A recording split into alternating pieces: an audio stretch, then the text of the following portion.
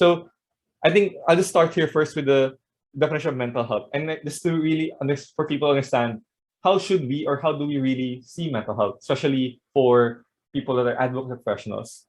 So we understand it's a state of well-being where an individual can realize their abilities, that they can cope with the normal stress. I want to emphasize normal stress of life, and they can work productively, fruitfully, and make a contribution to the community.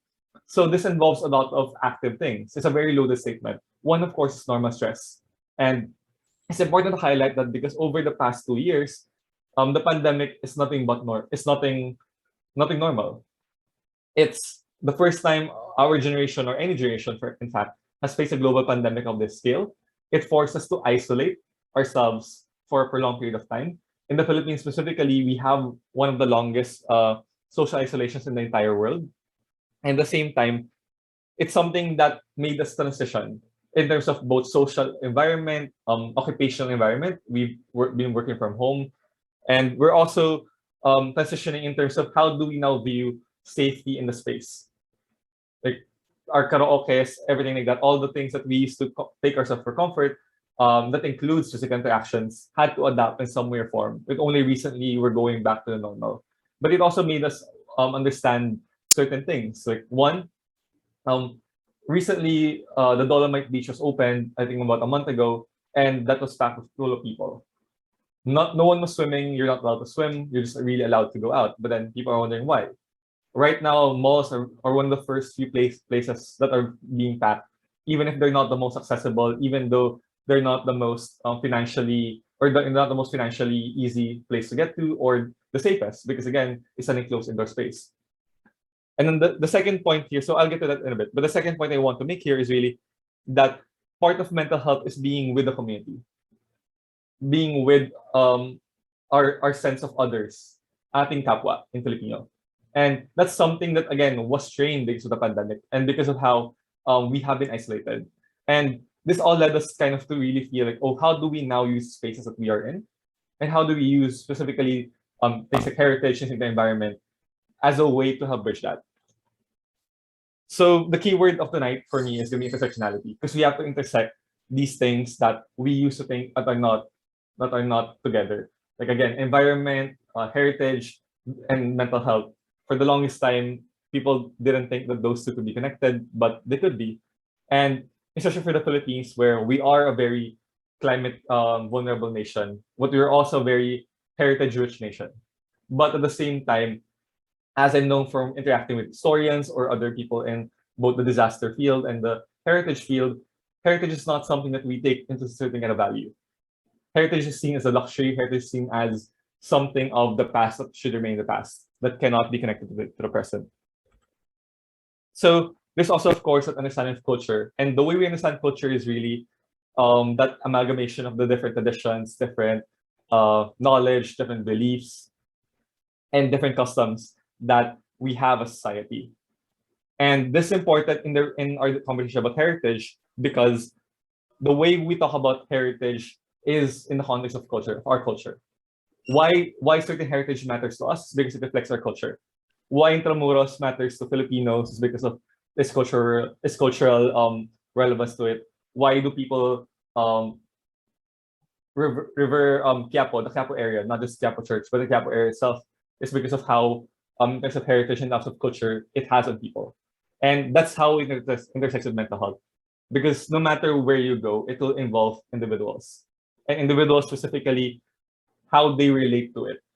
I remember I used to work with Quiapo Church, and I remember speaking to the rector of it this a few months ago, and we had a discussion about them opening the church, for example, for mass.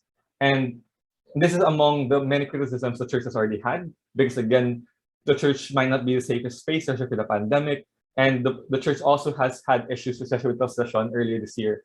And in our conversation, one thing that we really highlighted, or that was highlighted, was understanding that there was a certain kind of intangible value. Like there was an intangible value that people felt, not just from faith, because again, Quiapo went online. It's one of the most popular websites in the Philippines right now online. So we can go to mass online, but people wanted to be in that physical space. And it's often the people that, from what they've noticed, it's not the people that are there for the first time. It's often people who have a certain kind of relationship, have a certain kind of rapport with the space. Again, you can go to mass online and that's all well and good. God will understand, it's a pandemic. But for them, they want to be connected to that space. And this is again where we're trying to connect ourselves to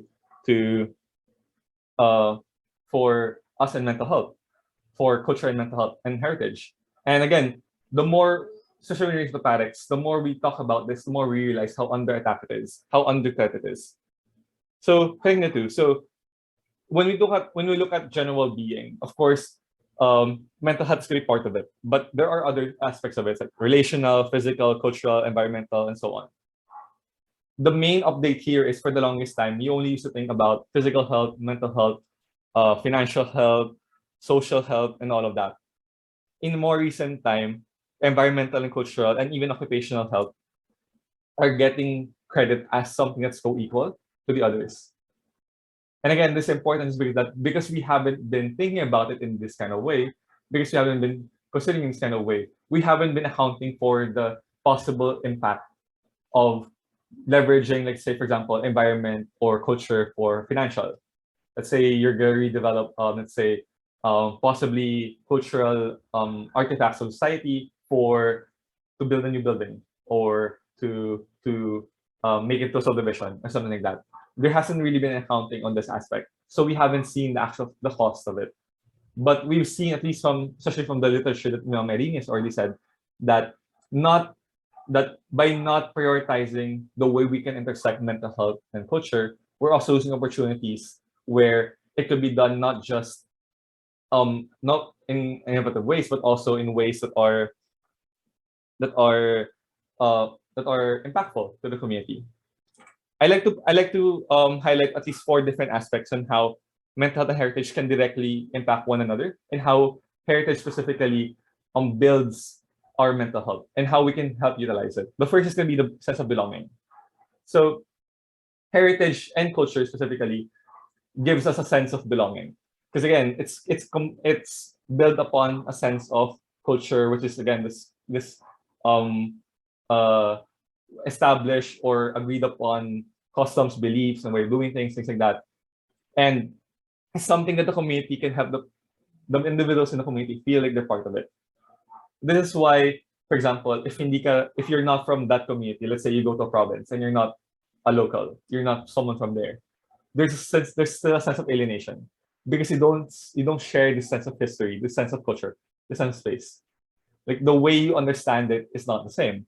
And I think everyone in this call, everyone here can understand that to a certain degree. For example, whether it's your family's traditions, school traditions, like the way you share your stories about the place you have history with to the people that understand inherently what this implies, allows you to form a sense of belonging to them. Then of course there's a sense of ownership as well, where in our heritage are not just settings. Our culture are not the settings. The way we want to see heritage and culture are so that they're also part characters. They also actively help shape the way the story goes, especially in terms of our important moments, for the narratives. And as Filipinos, this is something that we often think about. Remember, there was this one film, what do you call this? There was this one film shown in Sagada, and after that, everyone, it was one of the best romantic films of that year, and after, everyone now wants to go to Sagada and see the sunset, and then also have formed the romantic story, because they want to have them make the space a part of that or the active history, active character. The same thing goes to heritage culture. It's something that's not just a setting, something that we feel connected to. And kind of cheesy, but another good example of this is if you notice, let's say, any film, not necessarily a Filipino film, that shows a cameo of a famous place in the Philippines, right? An immediate thought is, how do we connect to it? We don't even think about how do we connect. We just think about, oh, that's that place. I know that place because this, and this. And for the people who have been there, or the people who have relationship with that space, it's something that we can connect to. And I'm going towards, from ownership, this sense of connectedness. And what I'm mostly talking about right now is the sense of connectedness from the individual to the space, but there's also the sense of connectedness to the individual, to the others, to our kapwa. Because we know, and this is the kapwa example I was talking about, that people as a community of devotees, a community of people who have this relationship with the space, we have this kind of connection that allows us to connect with each other as well, apart from the space. And for Pasig River, one very common thing for people like in my parents' generation who are in their 60s right now would be the narrative of, for example, seeing the river clean or seeing kids play around the river, or for even some people who grew up in Pasig or in near the river in that era, like being able to play around with it. There's a sense of connectedness there that more and more people have stopped having.